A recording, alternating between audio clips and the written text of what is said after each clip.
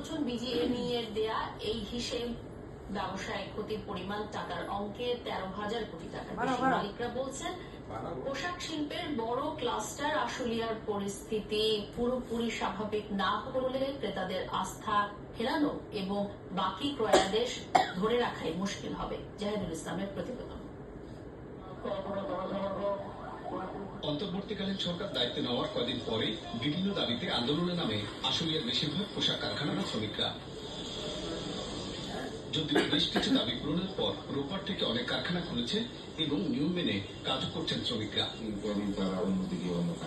এই মালিকের 8টি কারখানা 2টি আশুলিয়ায়। সব কারখানা সমান সুবিধা দিলেও এবারের আন্দোলনে আশুলিয়ার 2টি কারখানায় বন্ধ রাখতে বাধ্য হন তিনি। সেখানে মোট ক্ষতি 29.5 কোটি টাকা। এই ব্রেক এবার ডেফিনেটলি আমাদের জন্য অনেক অর্ডার অন্য জায়গায় চলে যাচ্ছে এবং চলে যাবে ফিউচারে। গার্মেন্টস তো সিজনাল ব্যবসা, ফ্যাশন ব্যবসা।